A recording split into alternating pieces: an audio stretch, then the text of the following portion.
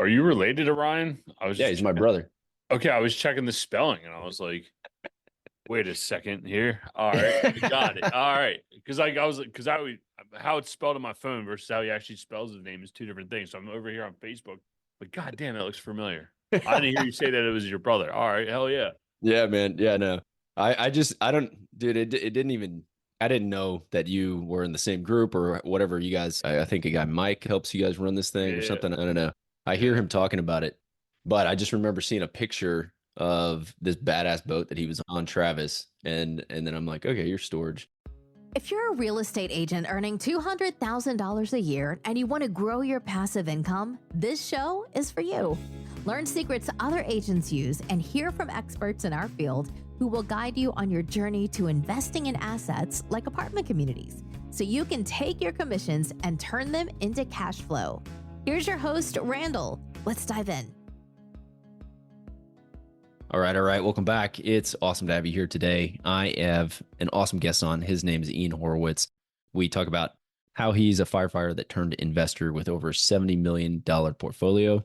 We really touch on how he was intentional with the way he structured his business and set up his business and grew his business over time, and how he focused on his core strengths and how you should too. Focus on your core strengths and go and just do the work. So I know you're going to get a lot out of this show. I got a lot out of the interview. Ian's a great guy.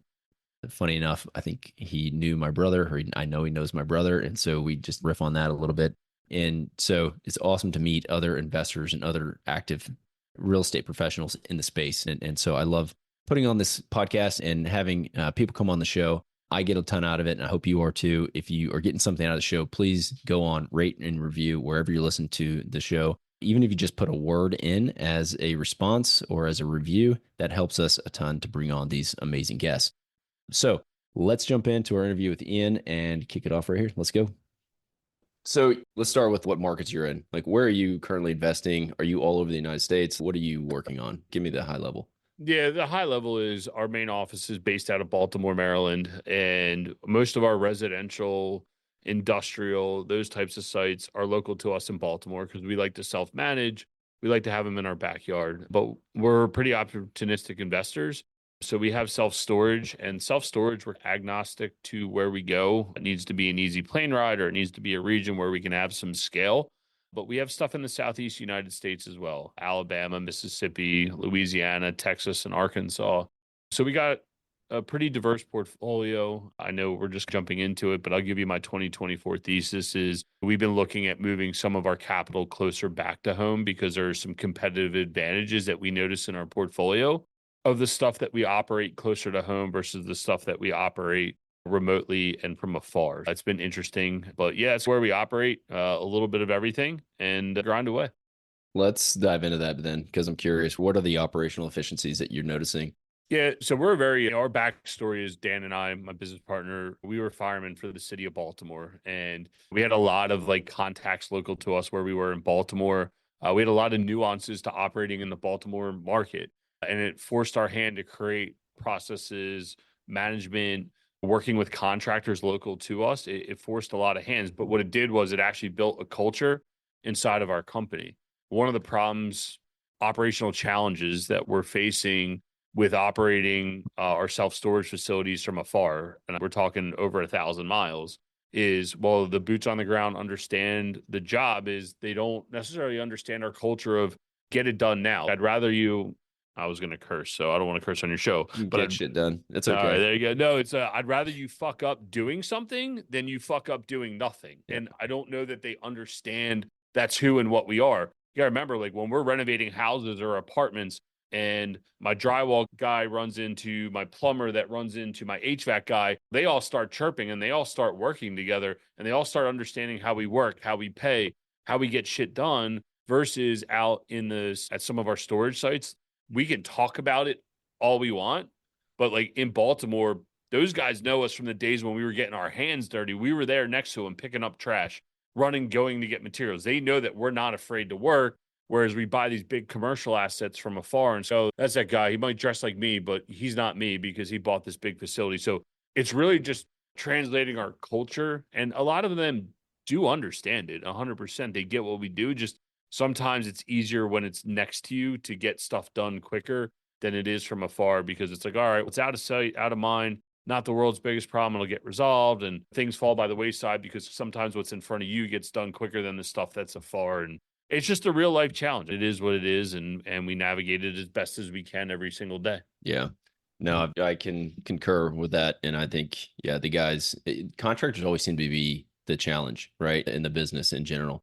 So you mentioned residential. Do you guys fix and flip? Are you talking about multifamily? What are you talking about on that front? Yeah, our days of fix and flip and like single family rentals are behind us. We still own the early days we were fixing and flipping, and we have a big single family portfolio somewhere in the 100 property range. So we still service them from a maintenance standpoint. So a lot of the guys that were there that built them day one come back and do service calls. For us, residential, though, consists mostly of multifamily units. That's where we like to concentrate, because what we found out, and as you progress through this business, and I know that you have a lot of agents or a lot of people that watch the show, but the agents that watch the show is like, yeah, you might start out in single family, but then guess what? You're going to want to continue to grow in asset classes. So it could be better single family houses, or it could be bigger assets. And for us, it was, I can do 100 houses a year. I could just do one 100 unit apartment building for that whole year and be equally as satisfied, and everything's all in one location. So it really just became scale and being able to manage our guys and not have to grow some massive team and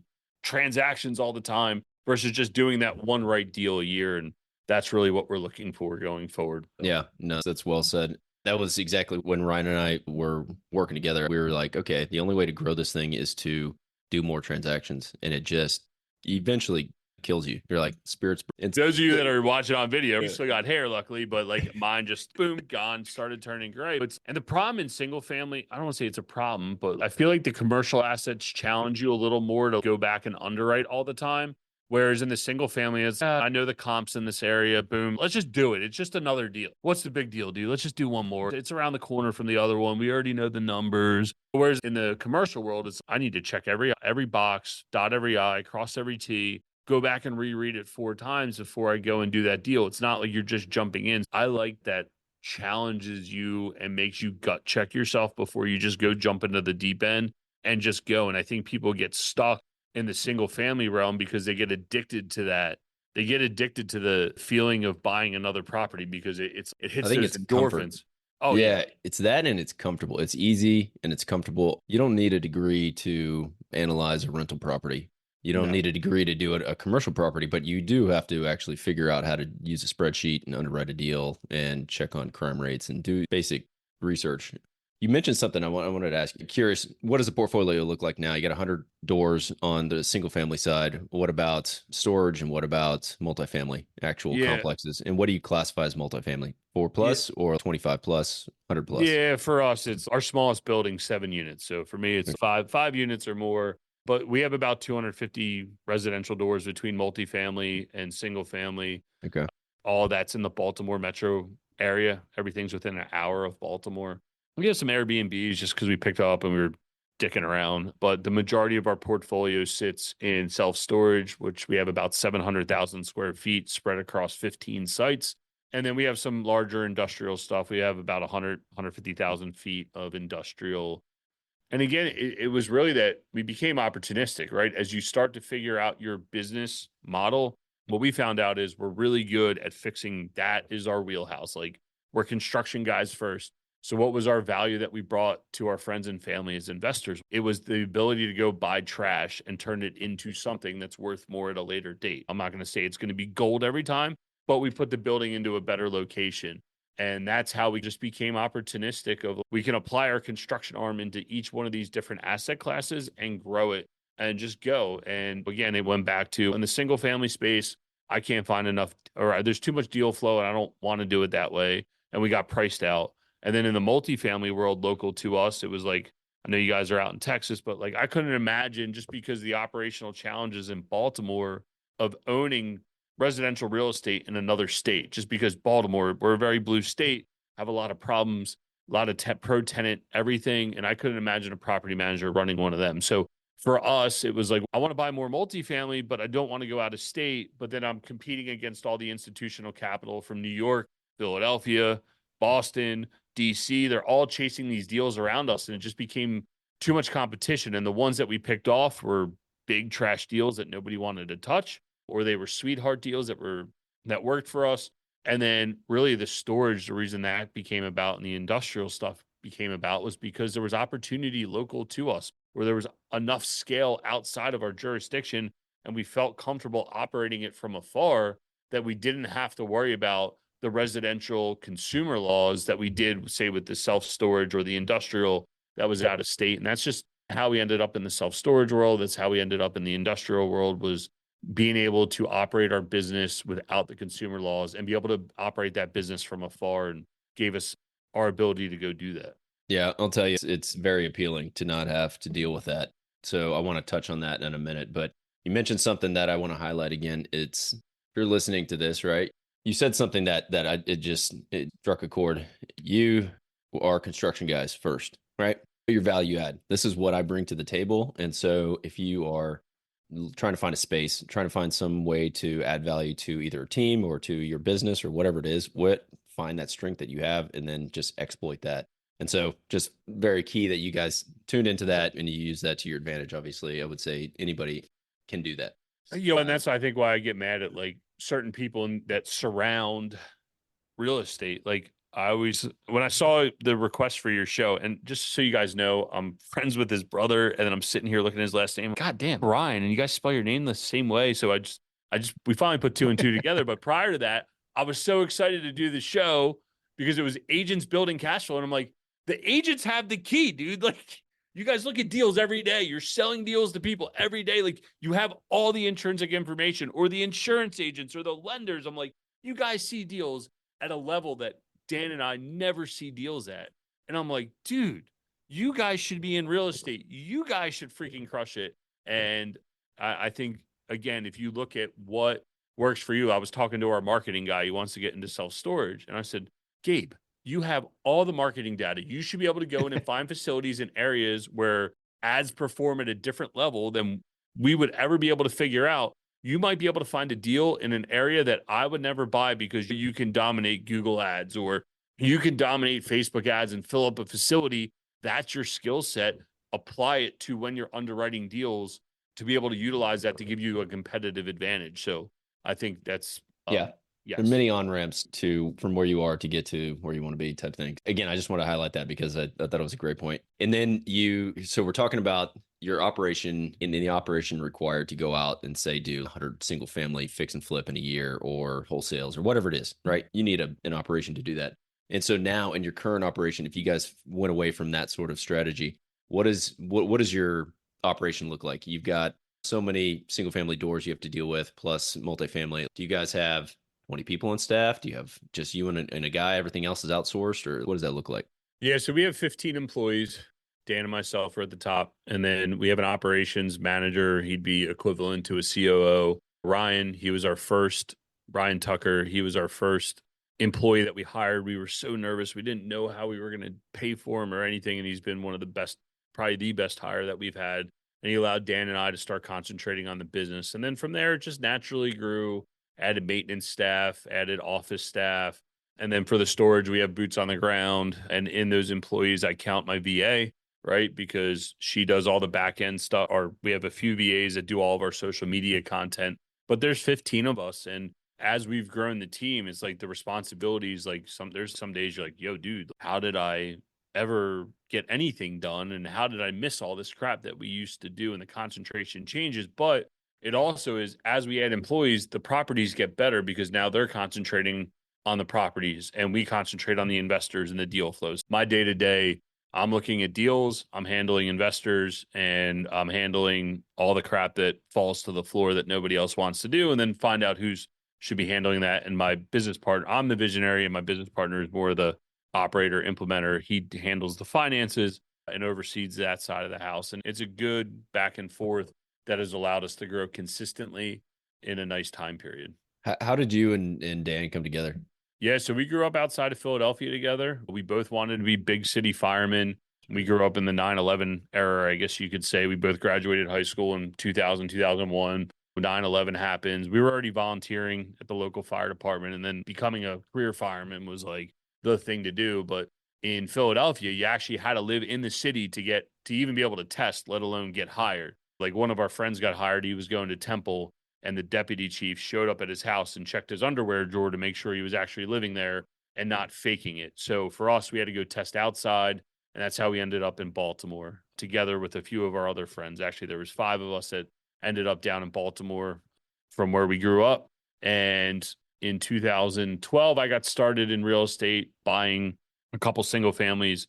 My business partner, Dan, got jammed up in the '08 stuff, and he was trying to pay off some debt. So he started wholesaling, and he had a package of properties, came to me and said, hey, man, I got 4 properties. I want to wholesale 3 of them. Some turnkey buyers. They have some tenants in them. Let's sell the 3 and flip the 4th. I was like, hell yeah, let's do it. So we did it, made 6 figures, did it again 6 months later, flipped another house. And we said, dude, let's go do this. Let's really go do this. And that's how we went. So you could say we were childhood friends and stayed together, and off we gone from there. Yeah. Awesome. Okay. Yeah. I just didn't know the backstory there.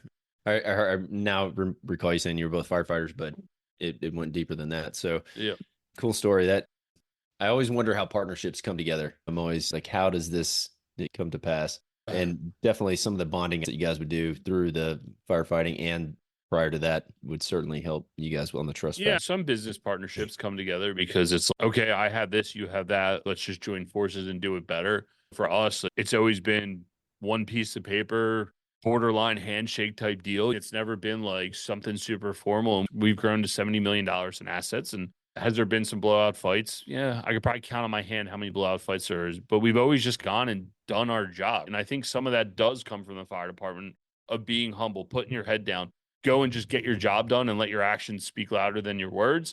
And it's always just been a natural, hey, I'm handling this and I'm handling that. Now, I know some other partnerships are forced, like a forced marriage, and some of those partnerships have more troubles, and you need to cross your T's, dot your I's, make sure all the buy-sell agreements are in place and all that other fun stuff. And we've had some capital partners come in where we've had to exercise some of those rights because they weren't the right fit for us, because we just move at a pace, we believe, faster than a lot of other people, but it works for us because we understand, we know being first, getting it done, getting the property done as fast as humanly possible will always pay massive dividends rather than getting bled out over time. Yeah. All right, man. I want to jump into some of the velocity of money stuff. And hang on. Before I do that real fast, I'm just going to ask. So since you own, because I'm in the multifamily, Ryan is doing the self-storage. I see some of the stuff that he's working on. I'm like, yeah, life looks a little bit better. But at the same time, I know residential real estate. So I've got this 24 unit deal. In the back of it, there is the ability to add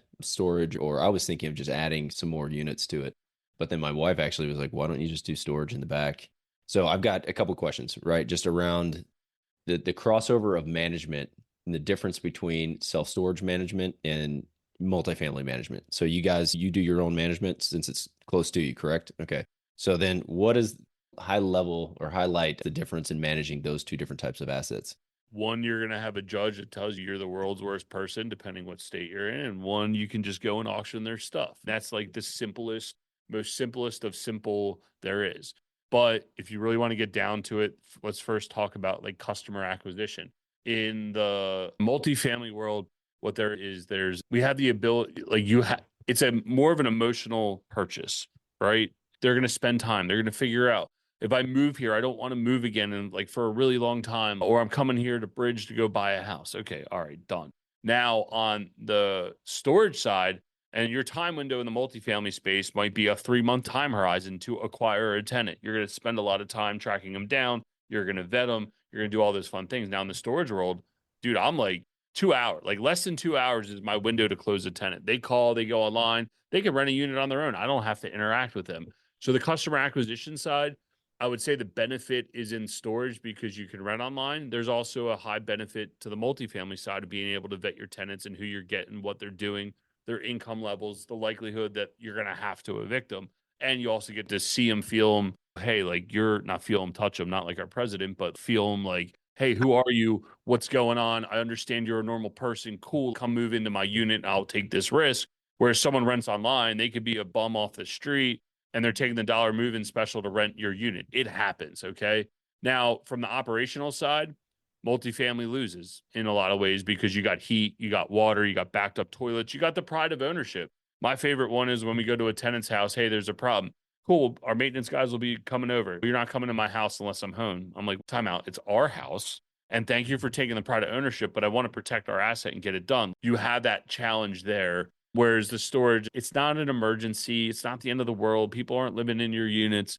There's not many emergencies that can happen there that it's okay. Your stuff's stored there, that you signed up to rent, put your stuff into a metal box, and it might happen. And if there's an issue, we'll be by to fix it at some point because it's not an emergency. And then you come down to the evictions. And depending what state you're in, I know where we are in Maryland, I could take a year to evict someone. And especially during COVID and the consumer laws and all the other crap that came with it, multifamily probably loses again. Whereas storage, it's in Mississippi, you're gone in 30 days. You don't pay rent in 5 days. I lock you out. 10 days later, I put your stuff into the auction cycle. 15 days later, I'm sending you another notice. And in 30 days, I'm posting your stuff and it's getting auctioned off. So pay. Texas is a great state. They got great lien laws. All during COVID, none of the lien laws were shut down with the exception of California for all of about a week. And then the lobby came in and said, absolutely not, and got the lien laws back in place. The forefathers of storage did it right and put the lien laws in effect. And what I would say is, which one's better? It's really up to you. Like, it's what are you comfortable with? I'll tell you, operational challenges with storage become the marketing. Like this month alone, across 15 sites, I've already had 100 something move-ins, probably had about 80 move-outs. We've had 180 customer touches, just moving in and moving out, making sure units are clean, right? There's a lot of in and out, whereas multifamily is much more predictable. Okay, this year, I know this tenant's moving out, and I'm going to push this tenant out so I can renovate it and make it a better unit and get higher rent. Like, it's much more predictable from that aspect, but you also have the turnover cost. So what I would say is, I'm going to take the diplomatic answer, is which one's better? It's which one are you more comfortable dealing with? If you like the moving and the shaking, let's do storage. If you like being predictable and you want to like really know like what you're going to have to pay out in the way of turnovers, and I would potentially talk about multifamily and look at that. And multifamily is most likely a more needed asset class going forward, right? Not everybody needs to store their stuff. Americans like to store stuff. However, you always need a place to live. And again, it's really what you want to bet on and what you're comfortable in and what you understand and what you know. And that's how we look at it. So Yeah. So owning both, are you focused more on the industrial and storage now going forward? Yeah. I am, just because, dude, we got destroyed. I hate to beat up on our wonderful state of Maryland, but it's and I hate to make it about politics, but it's just a very blue state. It's a very pro-tenant state. It's a very much drama state when it came to COVID and everything else. Like, it really showed us that we are not in control of our own asset. But what storage did was show that you are still a business owner all the way through, no matter what happened with COVID or shutdowns or government shutdowns or any of these other things. We were still able to operate our business. And that's why I like the storage and industrial space. I believe industrial and flex space, like contractor type unit stuff going forward, is just going to become better and better. You got e-com businesses, there's a resurgence in retail. You still have stores that are looking for warehouse space because they distribute online. People want those. Even RVers are renting what used to be contractor space to put their RVs in to protect their assets. Spend $500,000 on an RV. And one of our best performing sites is set up like that type of site, where it's a lot of businesses, long-term stay tenants, and a lot of RVers and boaters and contractors that all rent there. And for us, that's one of our best performing sites, and we're going to continue to exploit that. So you're seeing these guys are taking up warehouse office space with an RV, and then they just have like a man cave type deal? Yeah, like a man cave type joint. They're putting their stuff in there. Some dudes are into golfing and hanging out at the country club. Some dudes are into going to hang out at the RV club and polishing their RV and hanging out, smoking a cigar, barbecue, and staying away from their wife, right? Like the condo RV space, and I'm not in it. It's a little more prevalent down where you guys are in Texas, in the Midwest, Florida. The guys are building these gigantic units and condoing them off, and they're either selling them to contractors, high-end car users, high-end RVers, boaters, and they're selling them for the man cave experience. And they'll do like poker games and cookouts and all those things. And it's like a second home to those dudes. Yeah. There's a guy from my son's soccer team. He just built something like that, and it's all high-end cars in San Antonio. Yeah, cool concept. All right, let's shift and talk a bit about velocity of money. Okay, so you mentioned a minute ago, Explain the concept of velocity of money for real estate investing and how it played a pivotal role in amassing your $70 million portfolio. Yeah, for us, it's the velocity of capital. And what does that mean? It's how fast can you turn over capital, right? And getting a return on it. So there's a couple different ways to look at it. For early on, we were flipping houses to then get a big sum of capital to then be able to put that into rental units, right? And we had to sell these properties to then get the cash to put it into a cash flowing asset that then produced dividends. So as the flipping started to tail off, now we had the drip income coming from our rental properties. And for a long time, it's just we've been sitting around, cool, we got all this cash flow coming in, but then the equity in the property starts to outgrow the return on the return from like the rental income that you're getting. And I'm making $500 a month, that's $6,000 a year, but I can pull out 60,000 if I sell it off. That's 10 years of cash flow in one shot. So now we're getting to the point where we're starting to sell off some of our older legacy assets that are a pain in the butt, but they have equity in them. Now that I have that $60,000, I can go redeploy that into a new and better asset that over the long horizon should perform better. Now let's talk about that at scale. Like we bought $25 million of storage and now we're talking about $40 million exit, right? That's huge. That's a $15 million delta. We started with $15,000. Could you imagine having $15 million at your fingertips of where you could get? So to sit around and you can probably find some old videos of me and where I'm like, nah, I never sell anything. But at a certain point, that equity outgrows the cash flow and you need to consider it because if you want to step up and continue to grow, and the goal should always be buying better quality assets. And if you can continue to, and not always bigger, just better quality. If you can continue to do that and build a better and better portfolio at a certain point, then you'll be like, all right, well, that was well worth the headache and paying the taxes and trading up and moving along and getting that capital to work for you. All right. Explain to me then when you're looking at the numbers, you just said 10 years worth of cash flow on that deal, the simple math you just did there. So now in the position you're in, how do you determine when you're going to exit an asset? And then are you 1031ing that? Do you have investors on board? Do you set up as a tick? I a bunch of questions in there of how you go through that calculus. So for us right now on the stuff that we own personally, we've been dispose is the right word, but it's the wrong word in the same sense, but disposing of assets, selling them off. We've just been paying the taxes on them because it's just me and Dan and we're okay with it. And we know that's the decision that we made. Now, the stuff that we own with investors, depending on how many investors are in the pool, we'll 1031 it. We'll do a tick going forward. And really for us at that point, for the investor standpoint, it's being the fiduciary. It's doing the right thing. It's de-risking. If we have stuff in Baton Rouge and we're going to sell it off, we might be exiting our business plan early. We're getting the right returns, but we're also de-risking ourselves. We're one hurricane away from potentially a massive issue. And I don't know that we can mentally tolerate that. So we're de-risking ourselves and our investors' capital by getting them out of the investment early and moving it forward, but finding the next best investment that we can. I believe that in any marketplace, you can find the right investments. For us, it's a combination of years of cash flow. It's the quality of the asset. It's the operational of the asset. So I'd say 7 to 10 years is the wheelhouse. There would really be real consideration on a 5-year number because, again, the hardest thing in the world to do, and I still stand by this statement, is taking a piece of crap, a non-performing asset, slugging money into it, and getting it to perform and drip dividends. That is the hardest effing thing in the world to do. I don't care who you are. There's a lot of challenges. It's if, then maybe we get paid, right? So from that standpoint, you got to say, and this is where the matrix comes in your head and you lose sleep at night, is if I sell that asset off and I am getting 10 years of cash flow in one shot, it better be worth my time to be able to go find the next deal and take the risk on getting the next deal to perform. So on $60,000, it might not sound like it's worth it. Whereas when you're talking about $15 million, you're like, that's a large sum of capital that I could go deploy. And it gives me a lot of opportunities. You got to risk versus reward, who's involved in the deal. That's a really long-winded answer, but I hope it covered both. No, yeah, solid. Is that something you guys are considering right now? Are you? Yep. You're okay. So then assuming, let's just, again, hypothetical, it's 2024. We're talking, I'm curious, we'll get into this as well, like what you're seeing going forward this year. But if you're selling off these assets, say you get $15 million, you just sold everything at the same time. What are you doing with that money?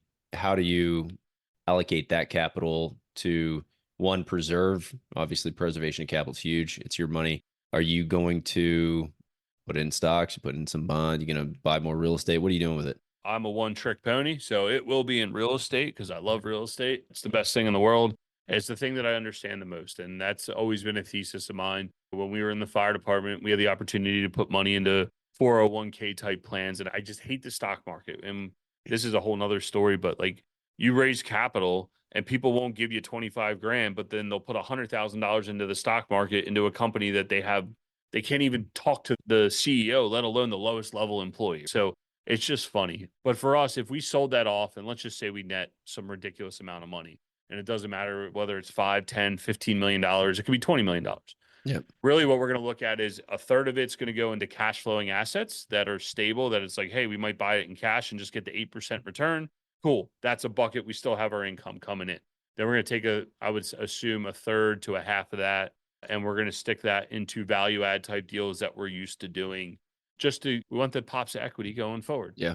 And then the final thing we would do is reserve about a third to a quarter of the capital out for development deals. We're actively looking into development, and we want to do all this closer to home. Within a 4-hour radius of Baltimore and Philadelphia is what we want to do going forward. And the reason we want to do that is because when my project manager, he has to get on a plane and go to Louisiana, but he ain't going for one day. He's going for a whole week, and he misses out from his family. Whereas if it's 4 hours from our office, get up at 6, 4 hours, you're at the site by 10, 4 hours at the site, and then 4 hours home, you're home by 6. It's a 12-hour day. It sucks, but you know what? I don't check your schedule, take off Friday, do so. Mm-hmm. That's why we want to move all the capital closer to home, and we would stick it in those 3 buckets because, again, you can't forget what your original mission was. It's not like take all the capital, cool, let's just go risk it on development. We don't know enough about development to take all that money and just go, hey, yeah, we're just going to go do this, right? We still want to stay in what we know and then try to open up that new line of business because we believe there's some opportunity in that going forward. I think your project manager don't you a pilot? Man, you got to start flying him around. Yeah, that's part of the sales. Hopefully I can buy a nice plane that will get us across the area, the region a little bit faster. And that was part of my reason for getting my pilot's license is eventually to own a plane to be able to say, hey, if I'm going to Louisiana, I might as well fly myself. But we're getting there one day, slowly. Nice. Sure. Yeah, I'm so I know Devin down here, Devin Elder, he does a bunch of land and not anyway, he got his helicopter license so that he could fly out at a moment's notice and get out. And I was like, all right, that's solid. I like that idea. That's how Walmart, you listen to Sam Walton's biography. His brother was a Navy pilot or something during the wars. So then the whole family wound up getting their pilot's license, and they would just fly over towns and look for where can they put land, Walmarts. And that's how they grew their business. And it's how he got all around Arkansas and built out from the Midwest out. Yeah, it's solid. But you have yours now. Do you have a plane? I do have mine, but I do not have a plane right now. I'm really just, it's one of those things, if you're going to buy it right, because you're probably never going to sell it again. So I'm really saving up for what I really want. I want to get a Cirrus SR22, and I don't want to put a loan on it. I just want to be able to buy it in cash, and that's it. So I'm saving up for it. It's a big cost, and planes are one of those things that cost a lot of money to run as well, way more than boats and RVs and everything else. I don't know how I'm going to do that before I get my wife her dream shore house. So it's one of those things like, hey babe, like this is for business, but good luck trying to explain that to her. So we can get to the shore house faster if I have a plane. Yeah, but then I got to get her in the plane and get her to trust me to fly her and the kids. So that's why I get the SR22 because it has a parachute, and I think I could get them in the plane. So yeah. It's a whole mess, right? Is that the one? It's like a jet basically, but it has a parachute in it. So they have a jet. They have a jet one. That's $3 million. That's just insanity. Okay. But it's like a personal jet, right? And it has a parachute. Actually, the day they had just gotten released, the day I took my pilot's license exam to go fly the examiner, I got to the airport like 6 a.m. I was like nervous as shit. And I'm like, all right, I'm going to get everything. And I just hear the jet engine. I'm like, why is there a jet at this like little ass airport where we were in Maryland? And it was one of them. And I was like, oh, it's a sign. I'm going to get my license today. I'm going to get a plane, so I don't know, man. They're really cool. I'm a long way from getting one of them. I was looking at those like 2 days ago. Honestly, they're sick. Yeah. When I first started, this was 08, 09, right? I'm back in San Antonio from Australia, and for some reason, somehow, I don't know, Ryan knew some firefighters, I knew some firefighters, and every one of them started buying real estate like around that time. And so I don't know what I get. You guys are like sitting around the firehouse. You're just like, let's go do some shit. Let's buy something. It's like, what is Yeah. what's Well, up? firemen are always trying to get firemen have the personality type of paycheck to paycheck, always trying to get rich. And I'm sure 0809 oh dude, everybody's doing real estate. We're good because we knew a bunch of guys that did that. And a lot of it is sitting around, a lot of it is groupthink, a lot of it is talking. Like when the Bitcoin craze was going on, dude, guys would sit there, they're trading all I'm like, you guys are effing idiots, dude. Like none of you know what you're trading. You just got tailwinds on the market, then they all lose money, and then they're all getting payday loans from my buddies the next day. And it's funny, but those that like truly understand it and the reason and why we did it and the same reason agents should do it and military police, like everybody should buy a piece of some sort of rental real estate and try to make money from it is, dude, let's just say something happened to you tomorrow and all you had was your real estate business. What are you going to leave your wife and kids? Right. That was my big problem is we were in a job in an industry that I could die tomorrow. And if I did, and I had a contracting business, my wife can't run that. If I had a landscaping business, my wife can't run that, right? She could, but it'd be a headache for her. And she's got to take care of the family if I'm gone. So for me, it was like, how do I make money while I'm asleep at work? And God forbid something happens to me, it still makes her money. And then she can decide what to do with it after everything has settled. And I think that's why real estate's like really powerful from that aspect. I know people say you can build businesses and be completely out of it, but we all know that's not 100% true. Like you're the thinker, you're the thought leader, you're what drives it. And for real estate, it's pretty cut and dry. And that was a motivating factor for me of why I wanted to buy real estate and produce additional income. One thing I've noticed talking to you is that everything seems intentional. Like you put thought behind it. It's not just chasing something just to chase it. And it really is. I know the end goal. I know that I want my family taken care of. This is why I'm going to go into this. I don't want to deal with X, Y, and Z. So I'm going to focus on this asset class. Again, it's always refreshing talking to somebody that has put that together and put the thought into it to do it. I want to ask you, you've got Equity Warehouse. Yep. Represent. So Yeah. what is that? Are you a lender? Are you what's going on there? Yeah, so our real company name is actually D&I Development, like D and I Development. And we went to go buy email addresses and started telling people, yeah, it's Ian at dnidevelopment.com. And people couldn't, they're like, and what? I'm like, no, and A-N-D. And so we said, dude, we need a better trade name. And we just always thought about warehousing equity, what we were just talking about. Everything we do is building equity for ourselves. I know equity's got maybe a bad word around it now, depending on what side of the politics reign you're on. But it's really about equity. It's about building value. It's about building a legacy portfolio of properties that produce for our family. And that's what Equity Warehouse meant to us. And the fact that it was available for we were blown away that it was available for $9. We were able to buy it on GoDaddy or wherever we bought our domain names. And that's how we ended up with the name. But it is truly built. It's like originally when we talked about it, we were still wholesaling and flipping houses. It was like, yeah, we want to get equity and we want to warehouse it and like equity in the cash sense. And now we're warehousing equity in the properties that we own. It's just like crazy to think that we've lived the name that we chose to be. And it's been a really fun journey. And I believe we live and breathe it every day. Yeah, that's awesome. All right, good story on the name there. All right, man, I want to ask you again, what are you seeing for 2024? I was listening, I'll preface it with this. I was listening to, I don't know, one of the guys, self-storage, Ryan turned me on to a podcast. I forget his name. Oh, AJ? AJ, yeah. Yep. So like they were explaining some challenges on like dynamic pricing and the low entry rate and how there's some either legislation or litigation, I don't know which it was, that is now affecting the storage industry. And so I don't know if I don't know the details of that. Maybe you can high level if that's actually happening or a thing.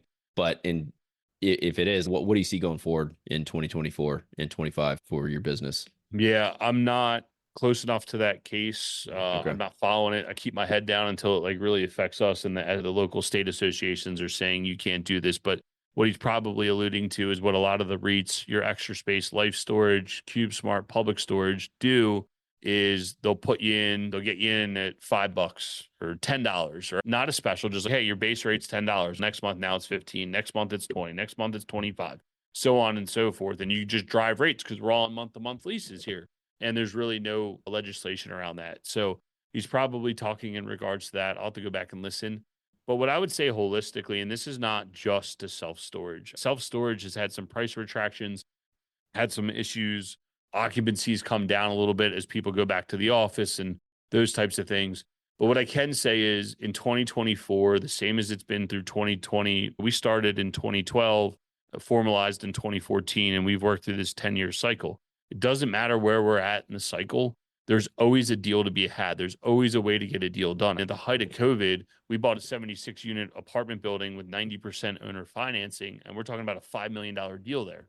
So for us, it's just the ability to find deals no matter what marketplace you're in. I'll give you an example. The other day, a broker called me, hey, I got this deal. It's real hairy. Tenant has an option to buy. He needs a operating partner. Is it something you're interested in? Looks like it might be a hell of a deal. So staying in tune with brokers, wholesalers, the market, continuing to do all your marketing channels, whatever it is, there's always going to be deals. People are always moving. People are always dying. People are always ready to retire. People are always getting divorced. So for us, it's just keep looking. In 24 and 25, as long as the market's kind of choked up like this, we get to be pickier buyers, in my opinion, and less stringent sellers. Like we need to be a little looser on the selling side, and we get to be a lot more picky on the buying side. And that's something we're going to execute and continue to execute in 24 and 25 is really just buying the best deals that we can because we have the option to be picky because there's not a lot of competition out there right now because people are sidelining money. People are waiting for Jerome Powell to come out and say, we're lowering rates. Okay, well, what does it matter if we're lowering rates or not? There should always be a deal. Everything should be a metric to what the debt rate is. And it's okay, we'll figure out how to make it work because my belief is you can make it work in this turbulent time. You'll be able to make this deal work. Think about how much better this deal will perform in better times. And if you can navigate this mess, you will be fine in the long run. And I know Warren Buffett's the OG, right? And he's mostly a stock guy, but the guy's always buying, right? And he's keeping it for the long term because over the long term, that man has one thing against all of us. He has time. We don't have time. We have not been on the planet as long as that man is. We're probably similar age. We're probably younger than as long as he's been investing, right? It's just wild to think. He's probably got 70 years of investing and I'm only 40 years old. He's got 30 years on top of as long as I've been alive. It's just wild to think. And if you look at his growth trajectory, it's later on in life, it goes like that. And now that we're starting and we built and you can see the assets as we start to sell them off, the pop in equity and leveling up. That's where this velocity of capital comes in and executing the business plan over the next 2 years is what we see. And I hope everyone's side by side with us looking at the same things. That's awesome, man. I think we'll wrap on that because a ton of good information. And yeah, thanks for sharing your knowledge, jumping on, telling us about storage and your business and what you're working on. I'm excited for 24, 25. So if you're out there, if you're on the sideline, if you got capital, you want to do something, just go do the work. I think I take that from our conversation. Let's go do the work. Good catching up. Ian, appreciate it. Have an awesome day. Surprisingly, most of the agents we speak with got into real estate hoping to gain passive income and become work optional. However, only 1 in 5 ever start investing. Most are simply too afraid to start. Once you get educated by listening to this show, you'll be able to overcome that fear and become the 1 in 5 who are finding financial freedom. Don't miss a single episode. If you want to stay up to date, the best way is to make sure you're subscribed. So if you haven't done that, go ahead and do it now. And we'll catch you on the next episode.